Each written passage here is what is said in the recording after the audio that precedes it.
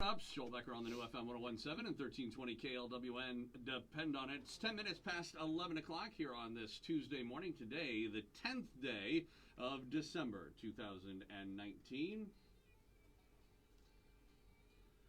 And it definitely feels like December outside today, although we are getting at least a little sun right now. Expect the clouds to increase throughout the day with a high today about 35. That's around where we are right now, by the way. And we could see some gusty winds a little bit later on as well. So keep that in mind as slightly warmer air is actually coming into the area. Mostly cloudy tonight, will come clear overnight with an overnight low of 23. And then tomorrow a little bit warmer, sunshine 46. That's actually about normal for this time of year. Might even be a little above normal. 33 for the low Wednesday night. And then for Thursday, partly sunny 51, 53 on Friday. We're back in the 40s on Saturday, and we even have a chance of snow on Sunday. Right now, 34 is the temperature at the Lawrence Municipal Airport. Winds from the north at 14. That makes the wind chill 25. So you definitely want to have that coat when you're going out. It's not a bad idea to take a coat around wherever you might happen to be going this time of year anyway. It is 11 past 11 here on this Tuesday morning, and this is the Tuesday that is Real Estate Live and Local from the Lawrence Board of Realtors. And in fact, this is the last Real Estate Live and Local of the year because 2 weeks from today is Christmas Eve, so we won't be doing a Real Estate Live and Local that day. So we thought we would do kind of a wrap-up show, I guess for lack of a better way of putting it, putting me on the spot for the day from what I gather anyway. Normally I get an email from Caitlin from the Lawrence Board of Realtors giving me an idea of who's coming and what kind of topics they might want to talk about or whatever. I'm flying blind today, so I'm just gonna turn it over to you guys, and you guys can ask me whatever you guys want to ask. Awesome. Well, Joel, first and foremost, thank you so much for allowing us to do this. We thought it'd be fun to switch it up a little bit. You always put us on the spot sometimes, so we wanted to reset things and kind of see what you've learned this year. Well, I've been told in the past that I really have only two faults, and those two faults are one, that I don't listen, and something else. Just two. All right. Well, I thought we'd do a quick recap of what we've talked about this year to help give you a heads up on what we might ask. Okay. So some of the topics we've covered are home staging. I'm allowed to cheat, right? By Sure. Google. I got a computer right here. Perfect. Some lending information, the value of using a realtor, new constructions, purchasing an older home. We've given you a couple market updates so you know what's happening in Lawrence and Douglas County. We've had some inspectors in here talking about what they see in houses and giving some suggestions to sellers. So prepping your house to sell, how to be safe when you're listing your house, the Kansas housing market forecast, and even an update on commercial real estate. Do you remember all those topics? Of course. Vividly, every one of them. Like, for example, there's a glut of affordable housing on the market. They stay out there for months and months at a time. You can't get rid of them. Am I close? That's it, yeah. Wait, maybe Buyers he doesn't are getting listen. good deals. All right, so fire away. All right, well, Beth, do you want to start? Sure. My first question is, what is the first thing someone should do when they are ready to put their house on the market? Call a realtor. Oh, yay! Good job. You get a gold star. Yeah, that's All right. Well, then I'll go ahead and do, what was your favorite topic this year? That's a harder one because I can't get it wrong. That's a tough one because we had so many. So many of them were very informative, like the staging one or the market forecast or whatever. But the ones that I probably liked the most were the ones that were more community oriented, and they weren't really specifically realtor oriented, but like for example, we had Toys for Tots. Mary Jones was on last week, and it's always fun when we can talk about things. And we were able to talk 1 week after the Linwood and Lawrence tornadoes about the stuff that the Board of Realtors were able to put together for some of the victims of that tragedy.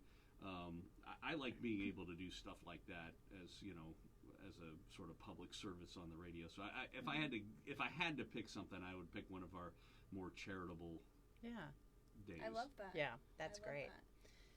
That. Can I just throw in there, since you did bring it up, the Toys for Tots, they're going to start picking up the boxes for that this Friday. So there's still time for people to drop off donations, toys, and then Friday it goes to the big toy store.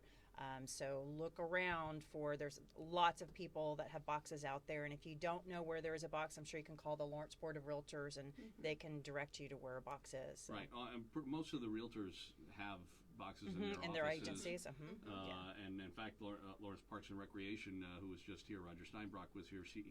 All of their facilities have dropped boxes as well. Great. And once again, remember that we're looking for unwrapped new toys. So these are not hand-me-downs we're hoping for.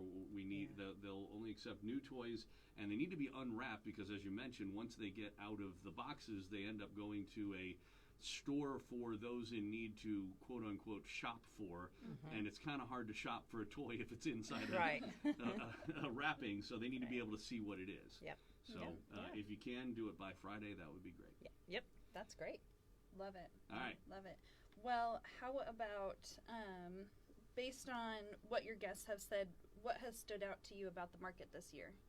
Well, I guess the biggest things that you note from what we hear from realtors is that we do have a shortage of houses in a certain price point, which is a little over $200,000 in this area, which is considered to be just a hair above the affordable area, but not kind of a luxury, and that we might have a few too many of the higher priced houses in this area. Those were one thing that stuck out, and I guess the other thing, I was always impressed with everybody's restraint when we started talking about Plan 2040. Because we have a lot of people in the realtor area that were not all that happy with it. Yes. That is true. That is true. A fair point, yes. You don't talk about 2040 politics or religion. Well, I've got a question, and I know that this was discussed this year, but do you know what the difference is between a realtor and a real estate agent? Yes. It's the way it was explained to me, because this was obviously one of the first things we talked about when we started the show, and it's in a way kind of the difference between a generic and a brand name, but not exactly, in that a realtor is a specific, it's not really a title, it's more of a brand, something that you are able to gain by doing certain things, and whether it's passing or getting, it's an accreditation, I guess would be the best way to put it. That's specific, that realtors are separate from a real estate agent. Realtors are real estate agents, but you in the way you can be a real estate agent without being a realtor. You can't be a realtor without being a real estate agent, but realtors have a specific set of codes and other things that they adhere to. Yeah, that's a good way of putting it. That separates them from just a generic real estate agent. They follow a certain guideline. Yeah, that was spot on. That was great. Yep. Joel, very good. 2 gold stars. And did you know that every member of our MLS, the Lawrence Board of Realtors, they are all realtors. So all of your local agents who are a member of the MLS, they all adhere to those ethics standards and extra education. So when you're using a local agent, you've got those extra skills that you're getting based on using that person who is involved locally, they know the market, they're here. So just an extra advantage of using that Lawrence Board of Realtor member. Cool. It's about professional standards. Yes. Okay, is it my turn? Well, Joel, do you remember what the average days on market is for a house? I think that's changed over the course of the year, actually. And it also changes depending on the cost of the house. Yes, but the average overall in the market. So for the entire market, no, I can't say that I do. But if I was going to guess, let's guess 6. 6. Wow. I wish. It's 13 actually. Close. So compared to close. last year, it's gone up 18%. So houses are sitting on the market just a hair longer, but still 13 days. That's a So good earlier average. in the year it was still closer to good. 6. But yeah, no, and I remember that those houses that we were talking about that are like 220 or 225 or something, that they stay on the market for hours, as opposed to days, and the ones that are in the 600,000-800,000 range might be on there for Take months. a little bit longer. Yeah. But that's how you end up with an average. Right. Yes. Right. And there are quite a few more of the lower priced houses than there are the $800,000 houses in the Lawrence area. Right. So that's why that average didn't stretch out that much. That's right. That's right. So, does it seem that there are more or fewer houses on the market right now? My impression is that the supply is actually somewhat limited. That it's less than it was earlier. Mm-hmm. So actually, year over year, it's actually gone up a little bit. We're up 10% from last year as of the end of October. So this year, there's been stronger inventory, which I Okay. think has translated really well for buyers. I mean, still great for sellers, being average 13 days on market, but buyers have had a few more options, especially later in the year this year, compared to other markets. And there are buyers out there. Yeah. They are out there. Interest rates are low. Buyers Yeah, are even this wanting time of to. year. Yes, very much so. I've got 2 showings the day after Christmas. And Wow. so people that want to sell your houses, get it out there because the buyers are wanting to buy. Mm-hmm. Do you decorate? Yes, that's a great question. And someone asked me that the other day, or mentioned, I didn't know if I should decorate or not. And I showed some houses the day after Thanksgiving, and all the houses I showed were completely decorated for Christmas. And I feel like it gave that homey feeling. You might want, if your house is still on the market, you might want to have pictures done again after the holidays if it hasn't sold yet. But I think it helps to add that. I think people enjoy that.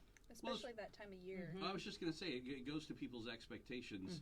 And also, part of staging and all this other stuff is putting in the mind of the person who is a potential buyer what they might be able to do with the house themselves. Yep. And if this is a person that likes to decorate, it's a great thing to be able to show them this is what you can do. That's right. That's exactly right. This is where a great place for the tree, great place for the garland, So, Right. yeah, that's exactly right. Otherwise, you'd clear the thing out and just say, paint it white. And Yeah. We want a little bit of personality in We it. need a little color. Yeah, exactly. Well, that's what I'm saying. That's why you don't do that. I'm saying, Yeah. because you really want people to imagine what possibilities the place has, as opposed to, just looking at something generic and say, okay. Yeah. I have a question for you. Okay. What did you learn about lenders this year, and what a buyer should do as far as getting lending? Well, the first thing that I would say that I learned is that that's one of the earliest things you want to do as a buyer is contact a lender and get yourself pre-approved. And so it's a lot easier to go out in your house search if you, first of all, already know what you can and can't afford, but also if you can walk in there with I'm approved already, you're going to get a lot better response from the seller. Yes. Potentially. Yeah. What I remember hearing from you guys is that we have a lot of local options for people in this area, and that they tend to work very well with potential buyers for, that you don't necessarily have to go to LendingTree or some national bank in order to get your lending here. There are a lot of other options for people. Yeah. Preferably not going to those national places, using local lenders. You can walk into their office. They're in the community. They care about the community, and they work with other realtors and appraisers. And it's just like anything. Going local is the best way to go. You get far better service by doing that than going to somebody that's just national online and their underwriting is in Utah somewhere, and you have no one to go into the office and say, why is this not progressing, or what's the problem if there are problems, or so yeah. Right, and lending has become so much more complicated than it used to be. Let's say pre-bubble, pre-prime lending issue, because there's so much more paperwork that is being required by lenders than there used to be. They don't accept stated income anymore. They don't accept stated assets anymore. You have to prove everything, first of all, and second of all, depending on your own situation, like for example, if you're an entrepreneur, a private business owner, it can sometimes be very difficult to qualify for a mortgage because you have set up your business to not look as profitable as it may actually be. That's correct. And so when you're working, when you can be face to face with someone, they can understand that, and you can actually, show them, or even better, if you have a, if you own, whatever, Bob's Diner in here, and they go to Bob's Diner and see that the place is packed all the time, they're going to know that you can pay this off a lot better than, Wells Fargo might know. They don't care. They're just looking at paper. Exactly. So when you've got someone that's here in town and they visit your establishment and they get to know you, and so that's exactly right. Yeah. So I learned something. Yeah, that was a good thing. It takes people some time to learn on that one, especially so many people who are self-employed or have secondary incomes or things like that. It gets really complicated, and you think you have all this income, but the lender has to hash it out and make sure you really qualify. Yeah. It was Very a lot good. easier when they just had a big box of money and they just handed it. Awesome. Well, those were the days. Joel, do you remember any of the tips that inspectors gave us while they were in here? Let's see. Some of the common things sellers maybe forget to do. I remember one thing. That when the inspector was here that we talked about, which was the idea that I asked him about whether or not it was a good idea to get the house inspected as a seller before you ever put it on the market, which is not necessarily a bad idea, because then you can maybe know what you've got up against and so on. I'm trying to think if there were specific suggestions that he made to do right before you if you've just put it on the market or if you're a buyer or whatever. So even as far as decluttering helps a lot. So at least when people come into your house to inspect, they can see everything. That's a big one we hear. Yeah, that they can get to all the things they need to get to and so on and so forth. That's definitely a good idea. Cleaning up the yard, fixing grading. That was a big topic this year, especially with all water issues and rain issues. Grading. That's what I heard all year long.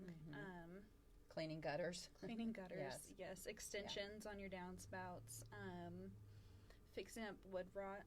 That's something we see a lot. Every house has some wood rot somewhere, but if you can fix it up before the buyer comes in, then they're very happy. Like I said, I think that the easiest way is to get somebody to inspect it beforehand, because then you know exactly what you need to do, and you can get it done before, or you can even decide that you're going to knock some money off the cost of the house in order to make up for something that you know is wrong, or be ready to do it. Yeah. If your buyer is smart enough to get a good inspection themselves. I forget. I remember him talking about using. Do inspectors have some sort of certification? So in Kansas, they're not required to be licensed. But that's what if I remember correctly, he suggested that you get the licensed and certified and bonded ones. Yes, and most local inspectors are licensed. And there's two different types. Do you remember them? No, I think there's a home inspection certification. I don't know if there's a license. There's a license, Is there? Okay. But it's not required by the state of Kansas, which some people would argue it would be great to have that, so we would know that all be inspectors. Standardized that way, yeah. Yeah. All right, we are down to about a half a minute left to go before we finish things up for Real Estate Live and Local for the year, but any last things before we get going? Ooh, did we save a hard question for last? Oh, I don't know. No, Joel, I think these are you pretty did a great hard for him. job. Yeah, 42. you did a great job. You do listen. 42 out of 42. No, that's just the answer to whatever it is you're going to ask. All right, well, this has been Real Estate Live and Local, and of course, Lawrence Board of Realtors brings it to you, and we'll be back with more from Real Estate Live and Local next year on I believe it'll be the first Tuesday. I don't know, whatever the Somewhere in there. appropriate Tuesday is in January Yes. when we get to next year. Fox News is next.